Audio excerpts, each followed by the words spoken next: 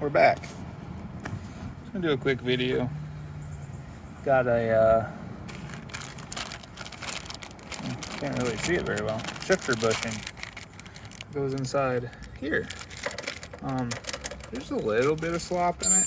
Not really that bad. I'm just more curious, and it was cheap enough that swapping that out after 40 years, it might be a little worn out. We're gonna find out. But basically, I'm just unhooking my shift linkage quick, loosening that up. Then we're gonna take out 2 bolts down here to take off the foot peg and the gear shift assembly. And it should just be on the back side here. Take that off, replace the bushing, lube her up. Should be good to go. Then we're gonna kind of get this back to where I had it. So I like it where it's at. But just a quick maintenance item on the bike. If you're having some trouble shifting, this could be a point that's just giving you some grief. These bikes are old, so these things can be worn out, and this is just a bushing that kind of keeps this. So like if you have a lot more play than even me, it will probably be a beneficial thing to do. She's off the bike. Clean that up in a sec. So basically on my bike, the 83, it's this weird nut or bolt on the back that like doesn't really look like a bolt, but it's got flats for 14 mil. I haven't looked at this yet, so it's probably perfectly fine. But for like the $3 I spent on it, and while I was ordering other parts anyway, it's nice and lubed up.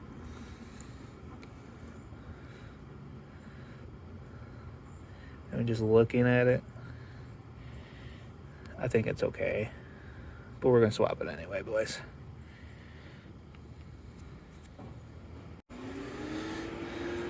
New one.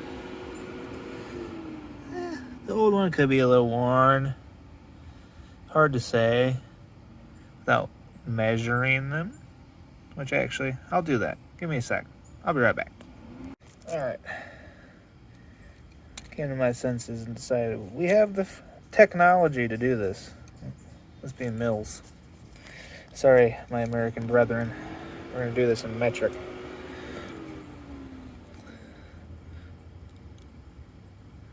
It's about 13, 14, 13.94.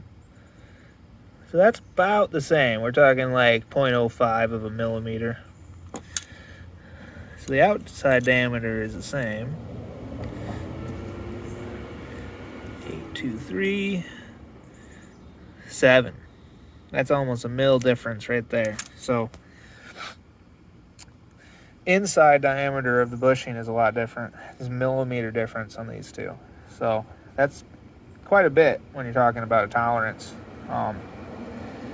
So I think definitely that will make a difference in just like the free play of that shaft. Like I said, I wasn't having a lot of trouble, but I figured after 40 years and for the cost, this would probably just be a good maintenance item to do. This is a wear item. It's a bushing. It's meant to wear out eventually. You know, they probably didn't expect me 40 years later sitting in my parking lot to be doing this in the year 2022. So if it's lasted this long, I have no problem putting in another one for about the $3 or $4 I spent. And then hopefully it's going to just smoothen up the shifts just a tiny little bit. Every once in a while, I feel like I hit a false neutral, or like I don't get all the way in the second. And I've adjusted the shifter recently. I can kind of go through that a little bit since we're here now. But I think this might just help a little bit. So if you're having trouble shifting, like the shifter itself doesn't feel right, go for this bushing. Once again, it's kind of behind the foot peg, attached to your shifter linkage and everything behind there. So we're gonna get this at least back on the bike, clean it up a little bit here so it looks gunky, and then I'll show you guys how I'm gonna adjust that linkage. All right, back on the bike there. We have not hooked up our gear linkage, so one end of the Heim joint, it's just the weird ball looking thing that's called a Heim joint, if I remember correctly. And the other end here, and you have this shaft with threaded ends on either end. So this is going to thread into both of these at the same time. When you twist it one way, as you'll see, it'll bring it closer together, and that will lower the pedal. And then when you twist it the other way, it will raise the pedal up. So you can get the pedal, you don't have this much play, but you can get the pedal where you want it. Now you just want to make sure that when you go up, you're not going to hit your casing there. I don't think you can put it that far. Same thing, just you want to make sure you actually can get to all the gears.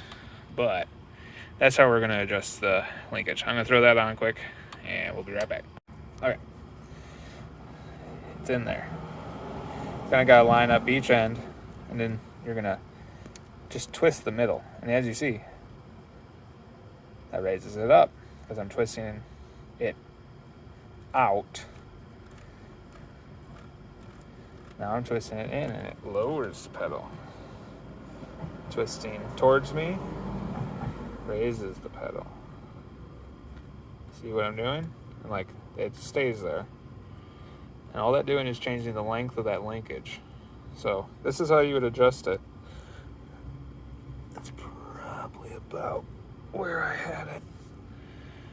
I like it kind of like, I know this is a very, very precise way to measure it, but you have like a flat edge better, you know. So it's like a little bit above the pedal, maybe like half an inch above the pedal. Maybe a little more than that, but not much difference. But find what works for you. It might just depend on the shoe you're wearing. So remember, this is where we adjust it. And there's 2 jam nuts. This is jam nut, because what you're going to do is you're going to just put that all the way until it hits. Oop. Sometimes working in the camera is a little hard. I can zoom in a little. Perfect. See? Jam nut. You loosen these guys up to adjust it, like that. And then you can just put it back in place. And it jams it up. Now it can't twist once you tighten those up. So that's how you adjust your shifting lever. I'm going to wrap this up, get everything tightened up, give her a torque down. Nope. Haven't scraped it yet. I'll work on it. Everyone have a good day. Ride safe. Out.